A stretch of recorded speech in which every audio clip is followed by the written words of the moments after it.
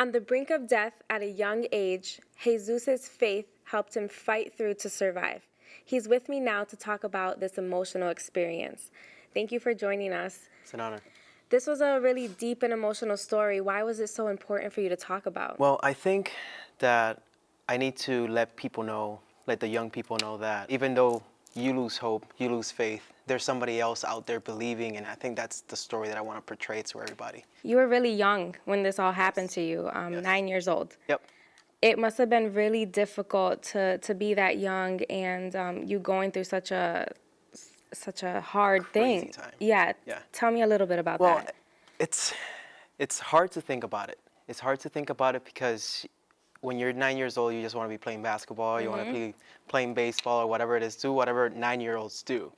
You know, and I'm here in a hospital bed, you know, about to die, you know, lost all hope. I went out of my body. I lost consciousness of everything. It was very frightening, you know, not knowing what's going to happen next, knowing in the back of my head that my grandparents had to deal now with burying their grandson. That's crazy. That's it like insane. gives me chills to think about that. It's insane. And, you know, what that tells me is that, you know, death can happen to anybody. However, if you have faith, if you have hope, you know, you can push through. And if you have people who care and believe as strong as you do, you know, nothing is impossible. Let's take a look at your story. Sure.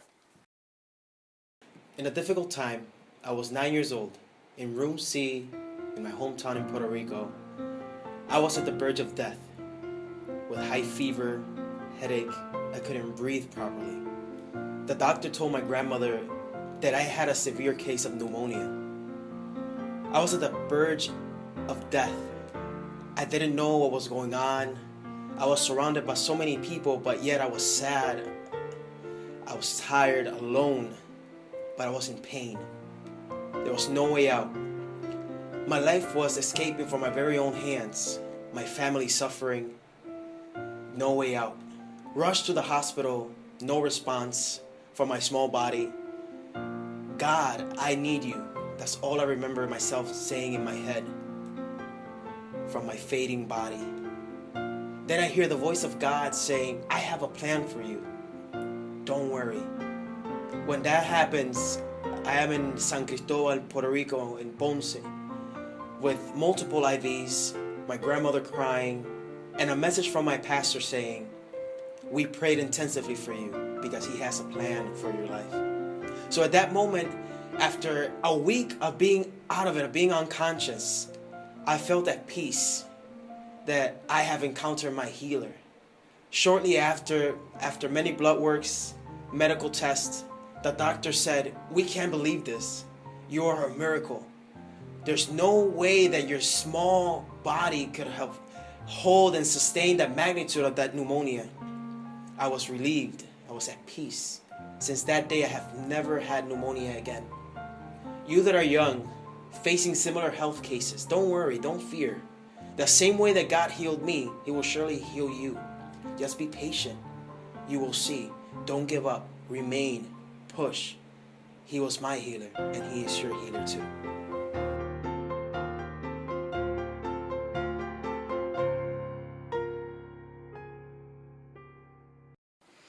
Wow. Yeah. Such a powerful story and a powerful message.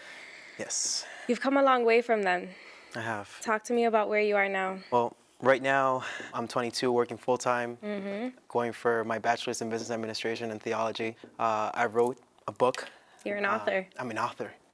I love speaking to people. I love speaking in anywhere that I can. I will speak of faith. I will let them know, hey, you know what? You may be going through something. You may be going through whatever situation you're going right now, but there is hope.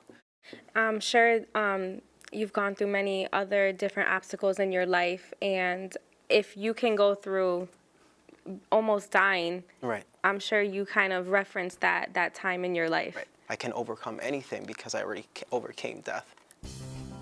You are incredibly strong, and I think your message is very powerful, and I'm glad that you're still with us today to continue to share your message, whether it's visually or through writing. Just thank you so much for being with us. It's an honor. Thank you.